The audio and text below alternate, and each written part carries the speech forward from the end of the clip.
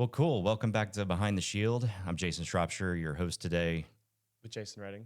And we got Jason Redding with us for the first time. Welcome, Jason. Good to be here. Welcome to the Thanks for program. having us. Yep. And this is our first ever podcast with a guest. And we went for the absolute best that we have. Syed? What's the right way to say your name? Yeah, I think we've been on a few calls together and Just a few. Yeah, Not many. it's Syed. Syed. Is that right? Yep. Awesome. Perfect. Awesome. Well, cool. And all life about being the best. You guys are awesome. No, thanks so much for joining us. Yeah, I mean, we're really trying to open up the conversation around FedRAMP, right? I think for too long, well, FedRAMP, DoD, all things federal, but really for too long, there's been sort of everyone's tight-lipped, right? Everyone's afraid to talk about it, and we're trying to, bring folks together to talk and have conversations about like what their experience has been like, the changes that are happening in industry, and just everything that's going on, because there's a ton of stuff going on here in 2025. So, welcome to the program. Happy to be here. I'm excited. So, introduce, let our viewers kind of understand who you are and what you're about, and a little bit about your background. Sure. Yeah, so I'm a CISO for Snyk for government, so all things public sector globally, I'm responsible for. Plus, I'm also responsible for Snyk's success in this space. So not just the CISO responsible for security and compliance, but also, helping with go-to-market and talking to customers, making sure that they understand the value. So, sort of an amalgamation of both sides of the world. I have tons of experience. If you think about a bunch of roles in the IT industry, for some reason, I've actually done a lot of those roles. So yeah. I've been in support. I've been in pre-sales. I've been in, technology leadership, IT leadership, product management. That's been the bulk of my experience. I enjoy doing that stuff. And of course, security, focus on, leading the charge on security architecture and whatever. So I've done a bunch of different roles. So I bring that interesting perspective to all conversations when they're trying to go astray. Yeah, it sounds like a lot on the people side, really, but also with the technology. Just looking at your, I was looking down through your LinkedIn profile and seeing all the companies that you've been with, and it really is a great roster of experience that you've got. So, with regard to FedRAMP, like, tell me about how you first got into a FedRAMP project, and what your thoughts of that were like, and sort of what your experience was. Yeah, it was completely accidental. So. I started a brand new job in 2013, I think, working for Verizon Cloud. At that point, it was Verizon Terramark. Yeah, Terramark, yeah. Yep. And, half of Verizon Terramark's revenue came from the federal government in the United States. Mm-hmm. And so I was leading the charge on, 7 different managed services for Verizon after my first 6 months. And all of a sudden, hey, we need to do FedRAMP. And, that was like one of the first companies that went through the FedRAMP process at that time. Yep. Was Verizon Terramark or Verizon Cloud. So I think nobody really knew what was going to happen. And, compliance. Yeah. I remember those times. I mean, we were doing Dell Cloud for U.S. government at the time. And it was the same way. It was like a FISMA private cloud. And then that became, one of the first 20 or so FedRAMP authorized clouds that sort of moved into that. But exactly. So that was my first foray into it. It was messy for all the right reasons, and then it got, over time it got better. But that 1 year was pretty interesting. That was my first FedRAMP experience. And of course, we were doing a bunch of business with the federal government. So there's a lot of eyes on us. Yeah. So, that was a lot of fun. And it gave me that sort of insight that I never had, and the appreciation I never had about security. So that was really my first foray into security. Now, if you look at my background, I still didn't really get neck deep into it like I am right now Hmm. until probably 7 years ago. So Okay. that's kind of, that's kind of how I got into security, really. Yeah. I remember from those early, those first programs that were going through, everyone was trying to kind of figure out like what these NIST requirements mean in the cloud and how to interpret things in a cloud way. Cause that was all, relatively new. Right. And then, what should we be taking on versus what the customer is taking on versus what, if you're, um, putting it down on an infrastructure, like what their responsibilities are. I mean, in our cases, we were building the infrastructure, so you kind of had the whole base layer of responsibility there. You couldn't lean on AWS or Azure or GCP or any of those. Yeah, I mean, the shared responsibility model was a new thing. Nobody had heard about it. So, we had to come up with something because we were dealing with the three-letter agencies and a bunch of other folks in the federal government as well as all of the other customers globally, right? So we had to come up with something that clearly outlined, hey, this is what we're going to do for you, and this is where you own everything else. And then now the shared responsibility model becomes part of every single contract going, for the past 10 years or so, right? Right. Yeah, and then it felt like I don't know, like those first few years, it felt like everyone was trying to figure the process out, and then you know, then it things seemed to speed up at that point, right? Like the SaaS, like a lot of SaaS providers came in and they started, leveraging existing authorizations and things started to improve with speed. And then there was a feeling, I would say, over the last 3 or 4 years that things were just stalling, or there was definitely like a capacity limit that had been reached. You are spot on. So my second foray into FedRAMP was when I was at Metallic. Metallic, basically SaaSified version of Commvault, right? So, I joined the company peak COVID 2020. That was fun. May of 2021, I had a 1 month old. That was exciting. 3 months in, I think, yeah, 3 or 4 months in, our CPO, Chief Product Officer, says, "Hey, we're going to do FedRAMP. Go talk to these two guys in the public sector and let's figure out what we need to do." And we decided we were going to do FedRAMP High because nobody in the data protection space was doing FedRAMP High, and there was a ton of demand. But it took a long time, and I don't know if it was specifically because we were in the data protection space and we were going to have actual, federal data in our possession, storing it and saving it. But either way, it took a very long time. I think almost 3.5 years or so. And that was very unnerving, especially for our leadership, because we kept saying we don't know, we're unsure when we're going to be able to say we're fully authorized. Right. Fast forward to here, to Snyk, and you guys have some background on that. It took 2 years, right? We got our initial assessment completed by end of 2023, and then it took another year and a half, year and 3 months, for us to have our full authorization. But I think we might not have had it if it wasn't for the acceleration in the processes that the FedRAMP PMO implemented early this year. Right. Our timeline was August-ish, right? August, September of this year. But one day I got an email in the morning at 8, April something. Hey, we've looked at your package and you are fully authorized. And I'm like, wait, what Yep. happened here? Yeah, you So undoubtedly benefited from the change in process. That, I mean, we started seeing that back in, I think, April.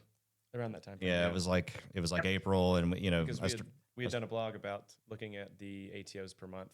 Yeah, well, I noticed that the marketplace velocity was like, it was moving. Yeah, like every time I looked at it. Nice. Yeah, so we did that post, and I've actually updated those charts. I need to. And I was jealous because you did the first one in early March. I remember vividly now, and I'm like, man, when are we gonna? So my leadership was like, hey, what's going on? Everyone is getting their authorization. Find out. And I'm Yeah, like, can we ride this wave, right? Yeah, to stay calm. So I had to, go talk to the FedRAMP PMO, email them, hey, what's going on? Oh, we're right there. We're right there. Okay. You should hear from us any day. And, sure enough, that's exactly what happened. Yeah, and then So it wasn't long, before the 20X stuff was announced. But go that's ahead. right. Exactly. So we got our authorization, and I think just a month later, 20X, so hey, we're going to do 20X, which was fantastic news for the industry. I mean, talk about Yeah. being the two of being, the three of us being one of the initial ones back in Oh gosh, 2013-ish, yeah. right? What a difference. And I know, and now it's just like fantastic. And I think I gave a lot of credit to the the new director of FedRAMP PMO, to be honest with you. Oh yeah, Pete's been great. Was in the he was in the public sector. Then he got, I mean, for all the right reasons, he was like, you know what, this is too hard for me. It's too slow. It's too hard. Innovation isn't happening. I'm going to Yep. leave. He goes to the private sector, comes back with that experience again, and then pushes the boundary. And here we are. Yeah, and I think the direction that he wanted to go is sort of aligned with, the new administration, their priorities, and the focus on accelerating things and efficiencies, deregulating some things that didn't make Yeah. sense. So it really aligned, and it was a rocket ship from there. Yeah, and if you think about it, it makes total sense because we have all of these brand new technologies that are supposed to help the federal government be more secure, right? And that's basically our data, our information. And why would we want it to be more secure? So why couldn't we take advantage of the latest and the greatest and be at the forefront of innovation rather than, like Snyk taking 3, 4, 5 years to go through the authorization when there are agencies looking to use the technology so their code can be secure, right? And that's what I never understood, with all of the funding and capabilities, why couldn't we accelerate? And I'm so glad that it's happening now. Yeah, same here. And we've seen too many customers that they have an agency that's interested, but they just can't breach that market because they can't, the government can't move fast enough, right? And Yep. on our end, we got sick of the inefficiencies in our advisory work, and we were like, hey, what all can we do to speed this process up? Things that we can control, like we can't control the government, right? But we can control everything that it takes to deploy, everything that it takes to build a secure infrastructure. We saw enough FedRAMP environments being built over the years to know, like, here's the things you want to do, here's the things you don't want to do. So, definitely. Let's build this opinionated architecture. Let's partner with AWS to do it. Use as many native services as we can so things are scalable, so they don't cost too much. Like right out of the gate, you're not buying a ton of licenses. And then, grow into that environment, right? But and grow out from moderate to high as you get those customers. That's right. So I mean That's interesting. Yeah. Go ahead. No, I mean that's been our focus is like, let's operate within what the government says we have to operate within, but let's find as many cheat codes as we can to to get to get things in as quickly as possible, and also to do it securely. I mean that's like top of that's where we lead from. We don't cut corners at all, but it's like, what does it really take to meet the requirements? Let's meet the requirements and not overthink those requirements too. Yeah. At the same time. Exactly, and I think that's the key point because I mean, ever since I've been involved with FedRAMP, there's so much confusion around even just basic process. Yeah. Right. What is the actual process? Are we authorized now that the agency has an ATO fully authorized? What does fully authorized mean? I mean, a lot of this confusion is more process oriented than technological, right? And again, the new FedRAMP PMO director and that team has done a great job of kind of trying to dispel some of these notions about what is actual authorization on. But at the same time, making intelligent decisions around what you're going to do to start with. For example, in Metallic, we went all in with Azure, including our observability stack, everything. Everything was on Azure, right? As well as our pipelines were in Azure, right? So we were like, you know what? All almost all Azure services are FedRAMP high to begin with. In the commercial, Mhm. we went for government, but they were all, FedRAMP high. So you know what? We're just going to go all in rather than have to worry about, oh, what about this SIM tool over there? What about that tool over there? And that made our life so much easier because we just began,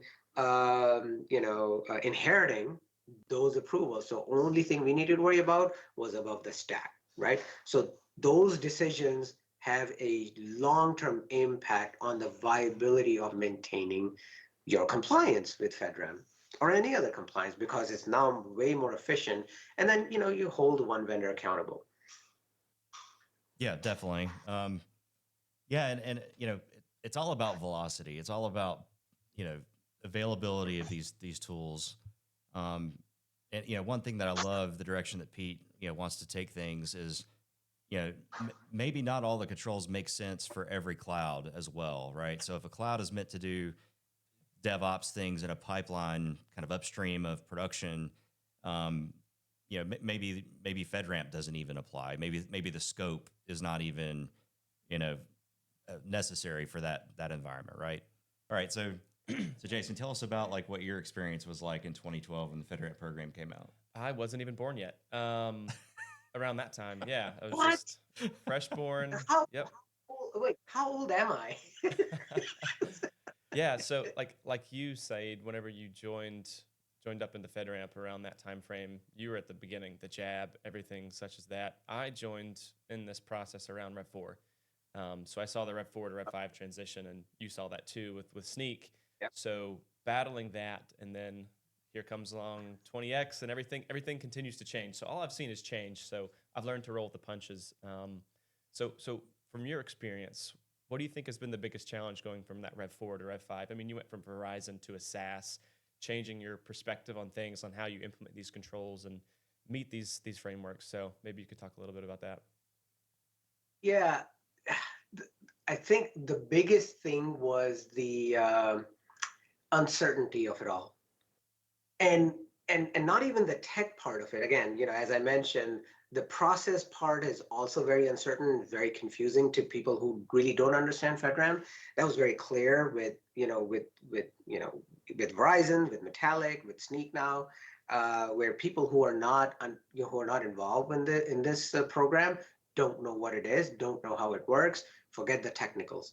So, for example, Rev5, hey, thou shall comply with Rev5. Okay, great. So what's our cutoff line? And there was literally, like, I think it was like what, 3-4 months of back and forth to really understand what the cutoff really was. And we Yeah. finally were able to figure out, oh, okay, so it is 1 year prior to, or rather, our 1 year anniversary of our ATO from the agency. But getting that answer took a long time, and that Probably added because to they didn't know. Right. exactly, well, exactly. They didn't know either, and it was just added anxiety. So forget the technical piece of it. I think that was probably easier, especially with guidance from InfusionPoint, because we used you guys for advisory. So again, the anxiety over the process was the biggest problem, Yeah. going from Rev4 to Rev5, especially because we had just concluded our Rev4 and we needed to figure out how to get to Rev5 before our assessment. We really wanted to get it done before our annual assessment. But then it turned out that we had to anyway because the date the date by which we achieved our ATO from our A sponsoring agency was the deadline. So it all worked Yeah. out. And then it would have been really anxious, and I would have been really anxious uh, if it wasn't for InfusionPoints advisory services, because you guys advised us not just on the tech part of it, which is kind of easier, but more around the process itself, and that helped a lot. And So a my lot of us, experience. Go ahead. I was going to say, a lot of us didn't know. When I say a lot of us, the customers that came to us, a lot of them didn't understand what acceptance criteria would look like too, moving into Rev5. So we had customers coming to us 2 months between their ATO date that was rolling over, and they're like, hey, we need to be Rev5 in 2 months. What do we do? And we're like, okay, let's hammer this out. Let's flush it through. So that helped us advise other customers, and Snyk in this case, what this is going to look like from an auditor's perspective, what you need to be, where you need to be Yeah. for that Rev5 audit. Yeah, and I think that's the key point. We can always solve the technical problems using some sort of tech.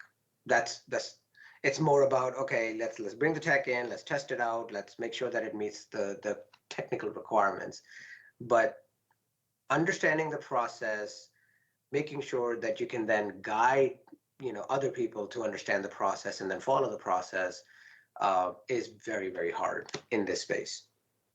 Yeah, and I think customers like you, they really benefit from the fact that we're doing so many of these, right? And we're seeing so many different instances and different directions that things could possibly go.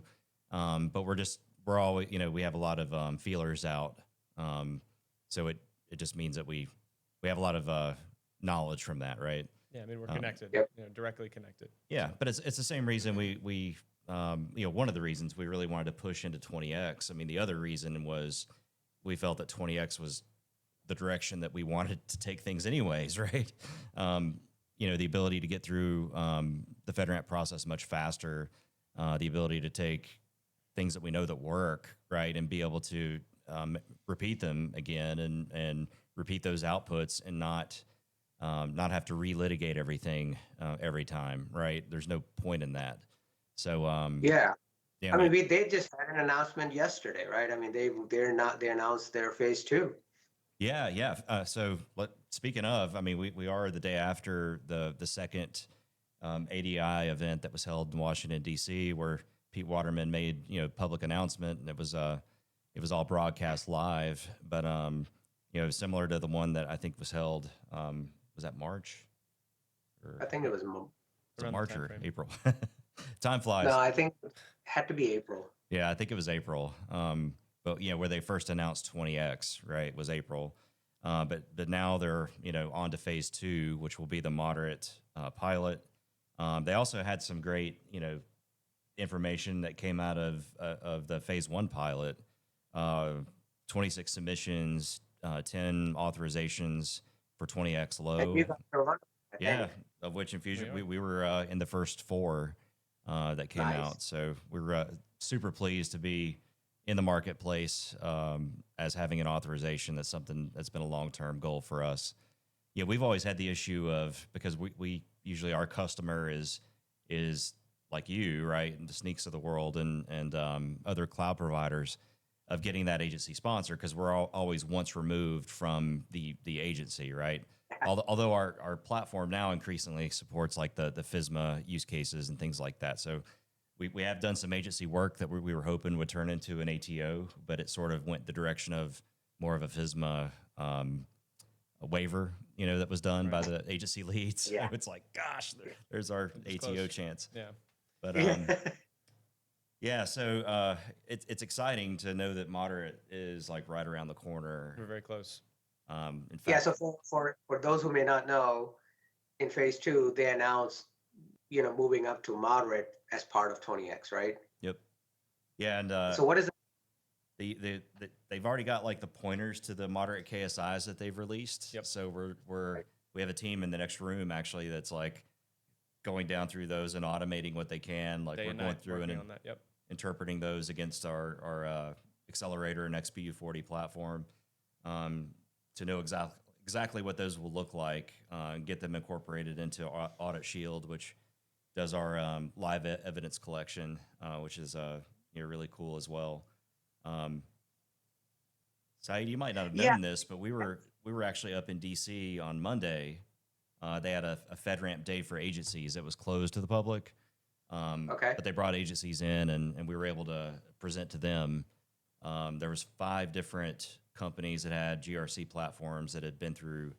I think that all of them had been through 20X, I believe, as well. But a lot of them, like us, have been in the FedRAMP space for a while. But we got to sort of talk to the agencies directly about our approach and our tech and how it can, how it can be trusted. I think this is the PMO trying to reach out through OMB to the agencies and then trying to get them on board with the approach. So it was really refreshing to be invited in like that. I mean, our team was like really absolutely thrilled to be able to talk to so many agency folks out in the agencies all over the executive branch. It was really a unique opportunity. Nice. And I think one of the things that I like about the phase two announcement is their focus on AI acceleration, right? Yeah, Yeah. GSA has created this tool that allows the different agencies to begin to test out those, some of the LLMs, some of the models. Mm-hmm. And I think the FedRAMP PMO had a hand in designing some of that work as well. So yeah, I mean, it just makes sense to go to the next space, which is good for us because we've already started integrating a bunch of AI scanning capabilities, MCP scanning capabilities, LLM vulnerability management and stuff within Snyk anyway, and we're working on ways to deploy those features here shortly into Snyk for government so people can start using it. That's awesome. Yeah, I mean, we're doing the same thing with our platform, but more so from a standpoint of like, allowing the AI that you're using, within your SaaS that you're deploying in our environment to be sort of incorporated into the cyber elements, right? So that you can monitor the guardrails that are in place and things like that. So and you can really leverage anything that's available in GovCloud or in East West from the AWS standpoint. So all of the LLMs are there, Bedrock's there, SageMaker, all of those, and they incorporate, integrate into our platform for the cyber elements. So Okay. we're really interested in finding those that are ready for that AI push, that AI modernization push that government is spearheading right now. We're seeing it on the DoD side as well, and we've got a couple of customers that will be hopefully closing here pretty soon that are a big part of that on the DoD side. So really exciting time. Yeah. I mean, I'm interested in finding out, so there's advancements in CMMC 2.0. I'm interested in finding what's next, right? We just got through Rev5, but I think they're already thinking about, what's going to happen next. Have you guys heard about that at all or no? What do you mean with 20X? Not with 20X, just the actual requirements. Like we went through NIST 853 V4, now we're at V5. I think they're already thinking about what's going on after the fact there, right? Yeah, I'm sure that they're working on the next revisions. I mean, that's typically Rev5 was actually closed a long time ago, right? It took a long time to work its way into FedRAMP. So I think at that point they've been working on Rev6. Yeah, I mean that's like 863 just finalized Rev4, their public draft and their final public draft. So things like that we're seeing those move as well. Yeah, it seems like they're moving faster too. They're moving through the comment periods and things like that. Definitely at a quicker pace. Yeah, I mean it'll be interesting to see because the PMO has departed from directly, although they're mapping the controls to the KSIs, right? They're not directly requiring you to use 853 anymore with the 20X approach. So it's like it's going to be interesting to see how that aligns with FISMA and what the agencies are having to do on their side. I think there's just a lot of questions about that still. Yeah, layering and mapping the frameworks are going to be difficult, but that's going to be key. Figuring out that layering of those frameworks and how they're pulled to the KSIs. Right, and then so they've already started adding some of the AI control requirements into 53. So I was reading about, I actually have a blog written down that I need to post, but I just haven't had a chance to, about that and what the future of FedRAMP may look like when it comes to AI. And I think it's going to be very complex and very complicated. You mentioned, Audit Shield and some of the automation tools for scanning, vulnerability management, and really FedRAMP requirements management, right? Like for example, one of the challenges we ran into earlier this year during our annual assessment, or before, as we were prepping for it, was uh, was twofold, right? One, how do we get ready for the V5 conversion, or rather uplift, given we're a startup and our R&D is charted with revenue enhancements, right? Mhm. So how do we do that while making them responsible for uh, implementing all of these controls in the platform by a specific time, right? So they were overburdened. Now, thankfully, next year we won't have the rev uplift. I'm sure we'll have some SCRs or whatever. But the biggest challenge was helping them understand the controls, determining how we could validate the controls that are implemented, documentation of those additional controls, which is where we got some of the help from you guys, and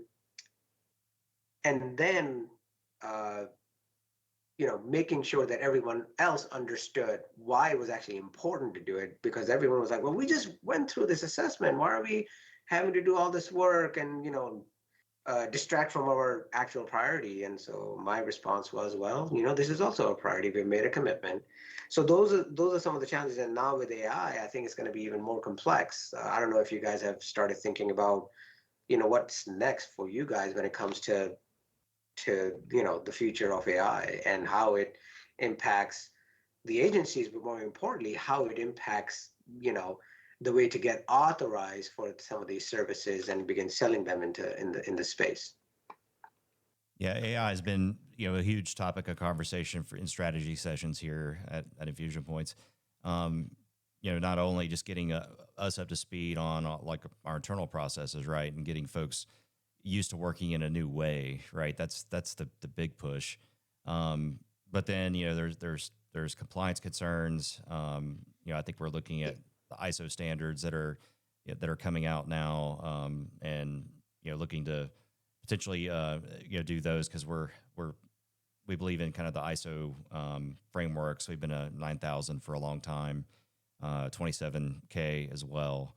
And we really are kind of bought in more to those approaches in like the SOC 2, for example. So I think the 42K K series would be interesting for us, and we've been looking at that, but also just incorporating it into our technologies and our platform, specifically around the data that you hold, because I mean that's really where and we're seeing some customers that are really innovative with this as well, but helping to go into an environment like healthcare, right, with experts that can then work to train with your data sets these LLMs to actually solve problems at scale. There's several companies out now that are really fast growing companies, raising a lot of funding. There's just a ton of momentum around this space right now, right? And similarly, like in the cyber realm, like you've got like a lot of data there, and some of it's compartmentalized, some of it's belongs to a customer, but still, it's like, how do you unlock that data for that customer, right? To have more insight into their environment. And I think it's nice to see the PMO 20X, they're embracing that. Yeah. That's the direction they're going. That's the direction they want us to go. So it's nice to see that.